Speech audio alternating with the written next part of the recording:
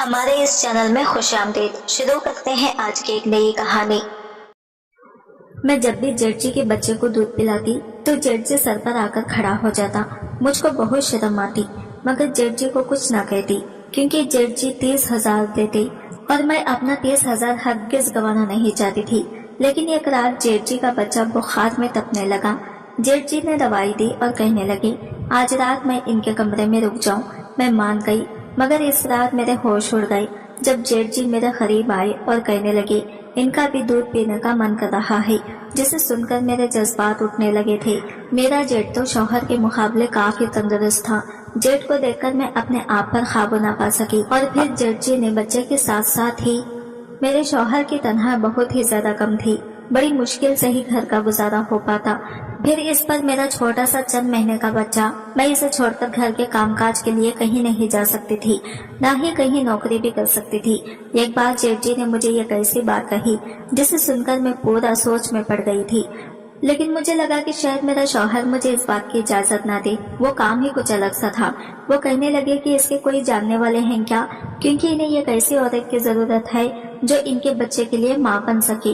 جب جیٹ جی نے مجھے یہ بات کہی تو میں ان کی بات سن کر چپ سے ہو گئی تھی۔ وہ کہنے لگے وہ بہت ہی امیر ہے اور اسے اپنے بیٹے سے بہت ہی زیادہ محبت ہے، اس کی خاطر تو وہ اس عورت کو بہت اچھی قیمت بھی دیں گے۔ میں نے کہا جیٹ جی مجھے اس بارے میں تو نہیں پتا، لیکن میں کسی سے پوچھ کر آپ کو اس عورت کے بارے میں ضرور بتاؤں گی۔ بات ہو جانے کے بعد میں من ہی من میں سوچنے لگی جیٹ جی کے پاس اتنا پیسہ ہے اور ایک میرے شوہر کے پاس اتنی کمائی بھی نہیں کہ گھر کا خرچہ چلایا جا سکے۔ جیٹ جی کی بیوی بھی اتنی خوبصورت تھی، اسے گھر کا کوئی کام کاج بھی نہیں کرنا پڑتا تھا۔ خیر میں نے سوچا کہ مجھے کیا ان سب سے لینا دینا۔ میں نے یہ بات جا کر اپنی پڑوسن سے کہی تو پڑوسن مجھے کہنے لگی تیرے جیٹ کو کسی اور عورت کی ضرورت کیوں ہے؟ میں نے کہا کہ کیا مطلب ہے؟ تو وہ کہنے لگی تو ہی اس کے گھر جا کر اس کے بچے کو سنبھال لے تو تجھے اچھے خاصے پیسے مل جائیں گے، اور ویسے بھی بات تو یہ گھر کی ہے نا۔ پڑوسن کی بات سن کر میں اسے کہنے لگی ارے تو پاگل ہے کیا، وہ میرا جیٹ ہے، یہ سب اچھا بھی نہیں لگتا کیونکہ ہم لوگ رشتے میں ہیں۔ میری بات سن کر میری پڑوسن مجھے کہنے لگی ارے رشتے دار کے کام نہیں آئیں گے تو پھر کس کے کام آئیں گے، اور وہ تو تیرے شوہر کا صدر بھائی ہے، اس کا کام بھی ہو جائے گا اور تیری ضرورت بھی پوری ہو جائے گی۔ میں من ہی من میں سوچنے لگی اور پھر میں نے کہا کہ اس بارے میں دیکھتے ہیں، پتہ نہیں میرے شوہر کو یہ بات پتہ چلے گی تو وہ کیا کہیں گے۔ کہ بات ختم کر کے میں پھر اپنے گھر واپس آ گئی۔ گھر آئی تو وہی گھسی میٹھی زندگی، سوکھی روٹی اور کھانے کو لالے پڑتے۔ میں اپنے بچے کے لیے بھی اچھی پرورش نہیں کر پاتی تھی۔ میرے جو جیٹ جی تھے وہ ودیش میں جا کر خوب کمائی کر کے ہندوستان واپس آئے تھے اور یہاں پر انہوں نے خود کا بزنس شروع کر لیا۔ ایک میرے شوہر تھے جو پورے نکمے تھے، دن بھر پی کر اپنی زندگی پوری کرتے تھے۔ ساس کے گزر جانے کے بعد میرے شوہر کو ایسی نشے کی لت لگی کہ انہوں نے پوری زندگی خراب کر لی۔ میں نے کئی بار انہیں سمجھانے کی کوشش کی لیکن وہ الٹا مجھ پر ہی ہاتھ اٹھانے لگتا۔ میں بھی اب اپنی اس گھسی پٹی زندگی میں زندگی گزار رہی ہوں۔ میرا بیٹا بہت چھوٹا تھا، اسی وجہ سے میں کہیں نوکری بھی نہیں کر سکتی تھی۔ اب گھر آ کر میں من ہی من میں سوچنے لگی کہ مجھے جیٹ جی کو بتا دینا چاہیے کہ میں ان کے بیٹے کی پرورش کرنے کے لیے تیار ہوں۔ شاید وہ میری وجہ سے نہ کر دیں، لیکن میں ایک بار بات کر کے دیکھتی ہوں۔ انہیں کہوں گی کہ میری حالت بہت خراب ہے اور مجھے ان کے بیٹے کی پرورش کر کے تھوڑے بہت پیسے مل بھی جائیں گے تو اس سے میرا اپنا گھر کا گزارا کر لوں گی۔ اور ویسے بھی جیٹ جی کو ہمارے حالاتوں کے بارے میں اچھے طریقے سے پتا تھا۔ میرا بچہ بہت کمزور تھا اور اولاد کی خاطر مجھے یہ قدم اٹھانے کے لیے میں تیار تھی۔ حالانکہ دوسرے بچے کو گود میں بھرنا، اپنے ہی بچے کے ساتھ اسے شامل کرنا آسان تو نہیں ہوتا، لیکن اپنے بچے کی خاطر مجھے یہ سب کرنے کے لیے تیار تھی۔ مجھے بھی اپنی پڑوسن کی بات ٹھیک ہی لگ رہی تھی۔ میں سوچنے لگی سب سے پہلے میں اپنے جیٹ جی سے بات کروں گی۔ اگر وہ مجھے اپنے بیٹے کی پرورش کے لیے رکھ لیں گے تو میں ان سے پھر تنخواہ بھی پوچھوں گی۔ اگر انہوں نے مجھے تنخواہ کم بتائی تو میں ان کے بیٹے کی پرورش بالکل بھی نہیں کروں گی، کیونکہ میرا بیٹا بھی چھوٹا تھا اور اس کی پرورش کے لیے بھی مجھے اس کو وقت دینا پڑتا تھا۔ اور آج کی تاریخ میں مہنگائی اتنی بڑھ گئی ہے، تھوڑے پیسوں سے گھر کا گزارا کر پانا بڑا ہی مشکل ہوتا ہے۔ میں بھی من میں بیٹھ کر یہی باتیں سوچ رہی تھی کہ تبھی میرا شوہر گھر کے اندر داخل ہوا۔ آج اس کا موڈ بھی ٹھیک ٹھاک تھا۔ میں نے سوچا چلو اس بہانے سے ان سے بات بھی کر لیتی ہوں۔ میں پانی دینے کے بہانے ان سے بات کرنے لگی، پر وہ مجھے کہنے لگے کہ کیا بات ہے، آج تک تم نے کبھی ایک گلاس پانی تک نہ دیا، آج کیا جرأت آ پڑی؟ میں نے کہا کچھ نہیں، بس میں سوچ رہی تھی کہ میں جیٹ کے یہاں کام کر لیتی ہوں۔ یہ بات سن کر وہ مجھے بڑی ہی عجیب نظروں سے دیکھنے لگے۔ اس کے آگے میرے سے کہہ پانا بڑا ہی مشکل تھا۔ میرے ماتھے سے پسینے چھوٹنے لگے، کہیں میرا شوہر مجھے ہی الٹا چاٹا نہ دے مارے۔ پھر میں نے ہمت کر کے ان سے کہا، جیٹ جی کچھ دنوں پہلے مجھے کہہ رہے تھے کہ انہیں اپنے بیٹے کی پرورش کے لیے کسی عورت کی ضرورت ہے۔ اگر میں نے انہیں بتا دوں تو وہ بہت ہی اچھا ہوگا، اور میں سوچ رہی تھی کہ اگر میں ہی ان کے بیٹے کی پرورش کر لوں تو مجھے اس کے بدلے مجھے اچھی تنخواہ بھی مل جائے گی اور ہمارا گھر کا گزارا بھی ہو جائے گا۔ جب میں نے پوری بات کہی تبھی میرے شوہر کے ہاتھ سے پانی کا گلاس نیچے گر گیا اور وہ مجھے غصے سے کہنے لگے کہ تمہیں کوئی بھی ضرورت نہیں ہے میرے بھائی کے گھر جانے کی۔ میں نے کہا لیکن تمہاری تو اتنی تنخواہ بھی نہیں ہے، تم جو کماتے ہو وہ سارا کا سارا اپنے نشے میں اڑا دیتے ہو، تو میرے بچے کا کیا ہوگا؟ میں نے کہا کہ اگر وہ مجھے اچھی خاصی تنخواہ دیں گے تبھی میں کام کروں گی، نہیں تو میں انکار کر کے واپس چلی آؤں گی۔ میرے شوہر بار بار مجھے انکار ہی کر رہے تھے، لیکن میں بار بار انہیں منانے کی پوری کوشش کر رہی تھی۔ جب میرے شوہر نہ مانا تو میں بھی غصے سے کہنے لگی، تو پھر تمہیں کل سے مجھے 500 روپیہ ہر دن کا دو گی، اگر نہیں دیا تو تم گھر پر مت آنا، باہر ہی پڑے دینا۔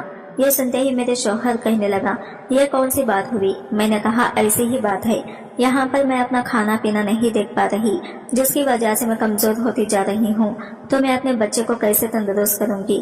اسے بھی پوشن کی ضرورت ہوتی ہے۔ پھر میرا شوہر کچھ دیر تک چپ رہا اور پھر مجھے کہنے لگا کہ ٹھیک ہے، تمہیں جیسا ٹھیک لگے تم ویسا کرو، اگر تنخواہ کم ہوئی تو تمہیں کام کرنے کی کوئی ضرورت نہیں ہے۔ میں نے کہا کہ ٹھیک ہے، میں کل ہی ان سے بات کروں گی۔ اب میں اندر ہی اندر بہت خوش تھی، اگر ہمارے گھر کے حالات ٹھیک ہو جائے تو کتنا ہی اچھا ہوگا۔ یہی سوچتے سوچتے دوسرا دن بھی شروع ہو گیا تو میں گھر کا کام کاج کر کے جلدی ہی اپنے بچے کو لے کر اپنے جیٹ جی کے گھر چلی گئی۔ میرے جیٹ جی کا گھر ہمارے گھر سے پورا آدھا گھنٹہ دور تھا۔ جب میں ان کے بنگلے پر پہنچی تو ان کا بنگلہ باہر سے اتنا خوبصورت تھا کہ میں دیکھ کر حیران رہ گئی۔ یہاں پر میں ہر بار آتی جاتی نہیں ہوں، جب کبھی بہت ضرورت ہوتی ہے تبھی ہم آتے ہیں، مان لو جیسے ایک سال میں 2 بار، نہیں تو ہمارا جیٹ جی کے ساتھ اتنا کوئی خاص رشتہ نہیں ہے۔ جب میں گھر کے اندر داخل ہوئی تو جیٹھانی فون پر بات کر رہی تھی، دوسری سائڈ ان کا بچہ زور زور سے رو رہا تھا۔ جیٹ جی سیڑھیوں سے نیچے اتر کر آ رہے تھی اور مجھے دیکھ کر کہنے لگے، نگینا تم یہاں پر؟ میں نے کہا ہاں جیٹ جی، مجھے آپ سے کوئی ضروری بات کرنی تھی۔ تبھی جیٹ جی مجھے اپنے ساتھ اپنے کمرے میں لے گئی۔ ان کا کمرہ دیکھ کر میں تو پورا چونک گئی تھی، ان کا کمرہ دیکھنے میں کافی خوبصورت لگ رہا تھا۔ تبھی جیٹ جی کہنے لگے کہ ہاں بتاؤ نگینا۔ میں نے کہا جیٹ جی، آپ نے مجھے اس دن کا کہا تھا نا کہ آپ کو اپنے بچے کی پرورش کے لیے کسی عورت کی ضرورت ہے۔ تو جیٹ جی مجھے کہنے لگے، ہاں میں نے کہا تو تھا، وہ عورت کہاں ہے؟ جیٹ جی کی بات سنتے ہی میں نے کہا کہ وہ عورت میں ہی ہوں۔ یہ سنتے ہی جیٹ جی مجھے عجیب نظروں سے دیکھنے لگے۔ میں نے انہیں کہا جیٹ جی آپ غصہ مت ہونا، آپ کو آپ کے بیٹے کی پرورش کے لیے ایک عورت کی ضرورت ہے جو ماں کا فرض نبھا سکے، اور دوسری طرف مجھے بھی کچھ پیسوں کی ضرورت ہے۔ اگر آپ کے بیٹے کو سنبھالنے سے میرے گھر کے حالات ٹھیک ہو جائیں گے تو یہ تو کافی بہتر رہے گا۔ جیٹ جی میری بات سن کر کہنے لگے، تمہارا خود کا ایک چھوٹا بچہ ہے تو تم کیسے میرے بچے کو سنبھالو گی؟ میں نے کہا اس کی فکر بالکل مت کریں، میں آپ کے بچے کو بھی اپنے بچے جیسا ہی پرورش کروں گی۔ کچھ دیر جیٹ جی خاموش رہے اور پھر سوچنے لگے اور پھر مجھے کہنے لگے کہ اچھا ٹھیک ہے۔ یہ بات سن کر میں نے کہا جیٹ جی تو پھر آپ مجھے کتنی تنخواہ دیں گے؟ جیٹ جی مجھے کہنے لگے کہ میں تمہیں مہینے کا 30,000 دوں گا۔ اتنی بڑی رقم کا سن کر میری آنکھیں تو پھٹی کی پھٹی رہ گئی۔ میں نے کہا کیا جیٹ جی؟ کہنے لگے کہ کیا تمہیں یہ رقم تھوڑی لگ رہی ہے؟ میں نے کہا کہ نہیں۔ پھر میں چپ ہو گئی۔ جیٹ جی مجھے کہنے لگے کہ تم آج شام سے ہی بچے کی پرورش کرنے کے لیے گھر پر آ جانا۔ یہ سن کر میں خوشی سے وہاں اپنے گھر واپس آ گئی اور میں گھر آ کر اپنے شوہر کو بڑی خوشی سے یہ بات بتائی۔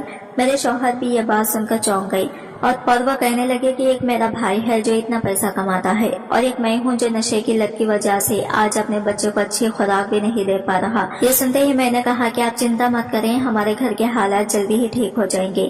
اب میں دن بھر کا کام جلدی کرنے لگی تاکہ میں شام کو ان کے بچے کی پرورش کرنے کے لیے جا سکوں۔ گھر کا کام کرنے کے بعد میں اپنے جیٹ جی کے گھر کے لیے روانہ ہو گئی تھی۔ میں نے اپنے ساتھ اپنے بچے کو گود میں اٹھایا بھی ہوا تھا۔ آدھے گھنٹے کے سفر کے بعد جب میں ان کے بنگلے میں داخل ہوئی تو جیٹھانی جی مجھے ناک چڑھاتے ہوئے کہنے لگی، پتہ نہیں میرے شوہر اکرم کا آخر کیا ہوا ہے، وہ بچے کی خاطر کسی بھی غریب عورت کو گھر میں بلا لیتے ہیں۔ جب یہ جیٹھانی نے مجھے یہ بات کہی تو یہ بات مجھے بڑی ہی خراب لگی تھی۔ میں مانتی ہوں میں بہت غریب ہوں، लेकिन रिश्ते में मैं इनकी देवरानी लगती हूँ। वो कम से कम इस रिश्ते का तो लिहाज कर सकती थी, लेकिन मैं ज्यादा बहस ना की और फिर चुपचाप मुझे जेठ जी की आवाज आई और फिर वो मुझे अपने साथ अपने कमरे में ले गए। कमरे में जाते ही जेठ जी मुझे कहने लगे कि देखो, मेरे बच्चे की तबीयत बहुत ही खराब रहती है। मेरी बीवी जो है वो ज्यादातर अपने बच्चे पर ध्यान नहीं दे पाती और वो ज्यादातर किटी पार्टी शॉपिंग वॉपिंग में बिजी रहती है, जिसकी वजह से वो अपने बच्चे पर ध्यान नहीं देती।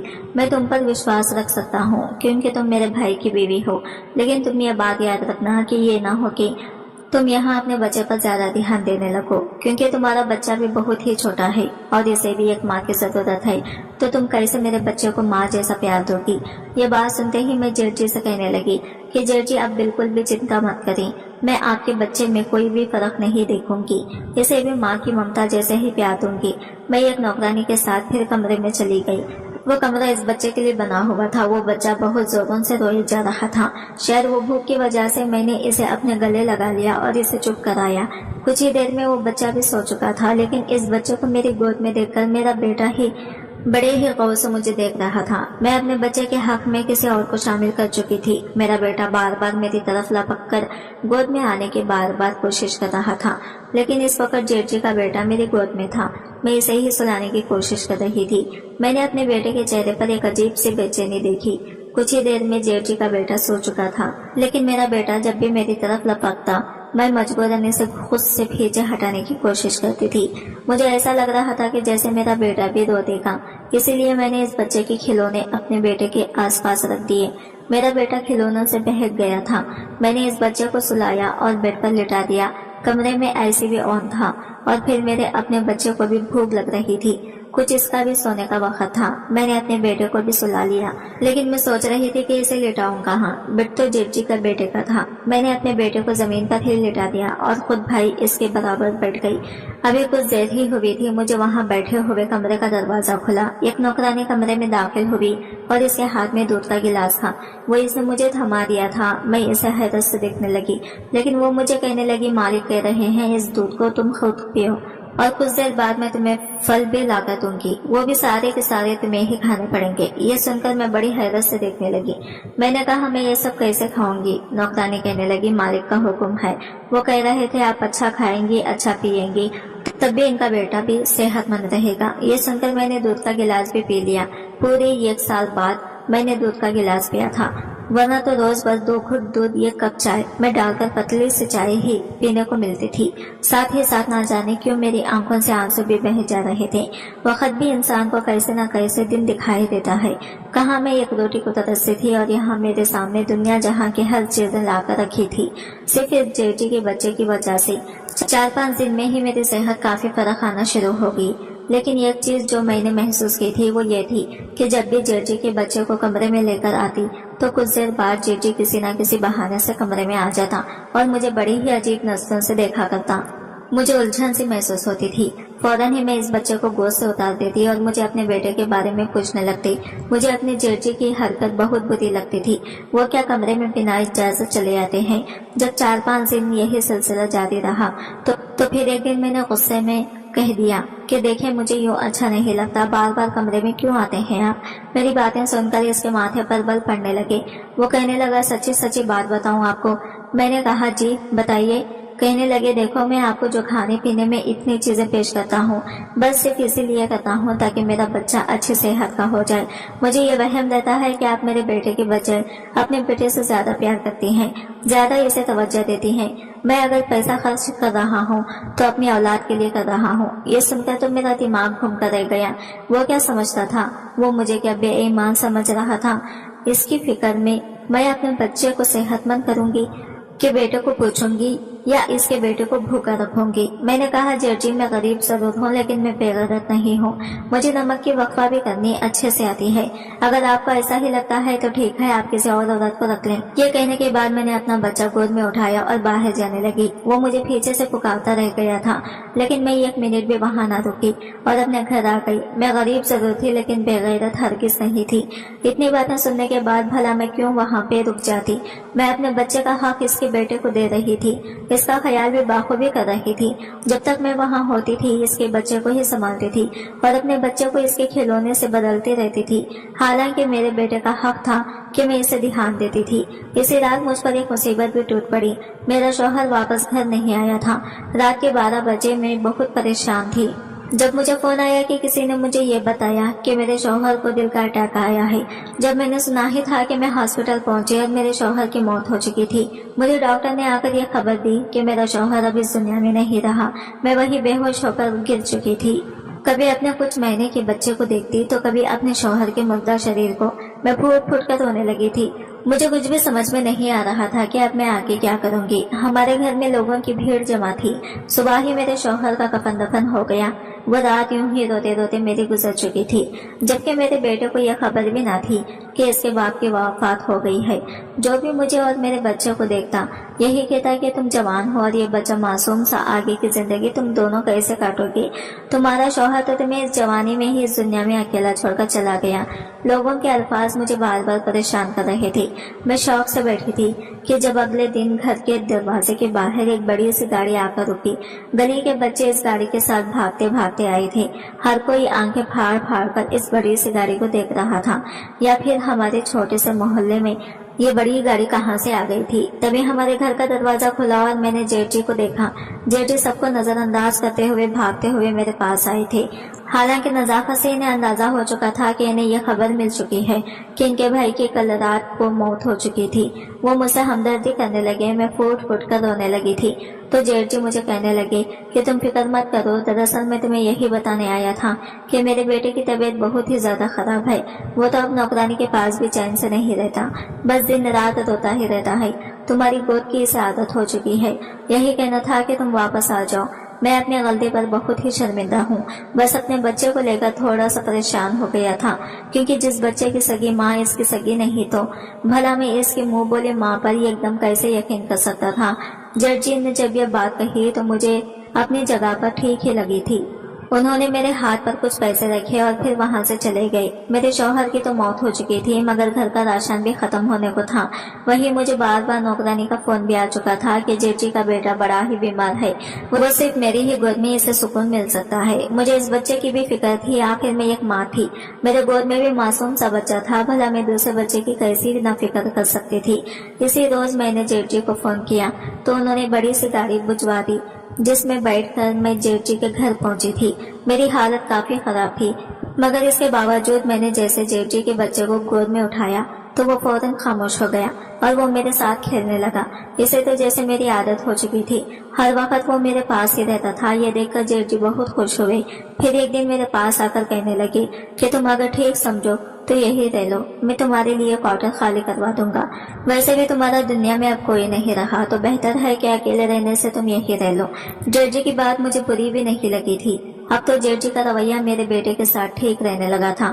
وہ اس کا خیال بھی رکھا کرتے تھے اور جو بھی چیز اپنے بیٹے کے لیے لے کر آتے وہی میرے بیٹے کے لیے بھی لے کر آیا کرتے تھے۔ تو جیٹھانی جی کا بھی کچھ اتا پتا بھی نہیں تھا، وہ کب گھر آ رہی ہے کب گھر سے جا رہی ہے، جیٹ جی کو بھی خبر نہ تھی۔ ہر وقت ان کی شاپنگ اور دوستوں کے ساتھ کٹی پارٹی ہوتی تھی۔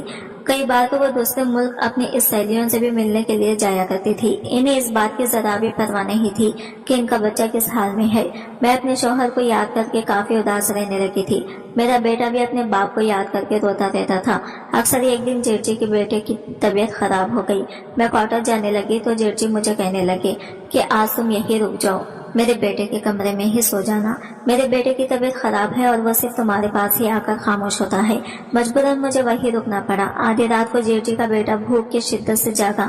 میں اسے دودھ دینے لگی، مگر تبھی جیٹ جی کمرے میں چلے آئے اور میں اپنے ہی دھیان میں بیٹھی تھی۔ جب قدموں کی آہٹ سنی تو گھبرا کر جیٹ جی کے بیٹے کو خود سے دور کرنے لگی۔ وہ سو چکا تھا اور اس کی طبیعت بھی اب کچھ ٹھیک تھی۔ میری ہڑبڑاہٹ دیکھ کر جیٹ جی میرے سامنے کرسی کھینچ کر بیٹھ گئے اور پھر جو بولے وہ سن کر میرے قدموں تلے سے نیچے سے زمین نکل چکی تھی۔ جیٹ جی کہنے لگے کہ دیکھو، جو میں کہہ رہا ہوں وہ دھیان سے سننا۔ میں ایک ایسی لڑکی سے شادی کرنا چاہتا تھا جو نہ صرف دنیا داری سنبھالے بلکہ گھر اور میری ہونے والی اولاد کو بھی اس کی اچھی پرورش کرے۔ جبکہ میں جس عورت سے شادی کی اس میں ایسی کوئی خاص بات موجود نہیں ہے، اسی لیے میں جانتا ہوں کہ جیسے ہی تمہاری رائے ہو میں تم سے شادی کر لوں۔ تم میرے بیٹے کو اپنے بچے کی طرح خیال رکھتی ہو، میں چاہتا ہوں کہ تمہیں میں اس کی ماں کا درجہ دوں، اسی وجہ سے میں تم سے شادی کرنا چاہتا ہوں۔ میں جرجی کی بات سنی تو میرا چہرہ لال ہو چکا تھا۔ میں فوراً کہنے لگی کہ مجھے صرف اپنے شوہر سے محبت ہے، میں اسے کیسے آپ سے شادی کر سکتی ہوں؟ ابھی تو ان کی روح کو سکون بھی نہیں ملا ہوگا۔ میں فوراً ہی واپس اپنے کوارٹر میں چلی گئی، مگر جیٹ جی کہنے لگے تمہیں اس فیصلے کا حق ہے، تم جو کہو گی وہی کروں گا۔ جیٹ جی کا رویہ میرے بچے کے ساتھ بہت اچھا تھا، اسے تو امیروں والا آرام اور عیش و آرام مل رہے تھے۔ میں نے بہت سوچا، جب اپنے بچے کے فیوچر کو دیکھا تو مجبوراً مجھے جیٹ جی کا فیصلہ ماننا پڑا، مگر مجھے جیٹ جی کی طرف سے بڑی بے چینی تھی۔ ایسے ہی میں جیٹ جی سے شادی کرنے کے لیے حامی بھری تو جیٹ جی نے فوراً اپنی پہلی بیوی کو طلاق دے دیا۔ وہ چیختی چلانے لگی، مگر جیٹ جی نے اسے اپنے سارے بینک بیلنس اور کریڈٹ کارڈ لے لیے، اور اب تک وہ جتنا عیش و آرام کر رہی تھی وہ جیٹ جی کے پیسوں سے ہی تھا۔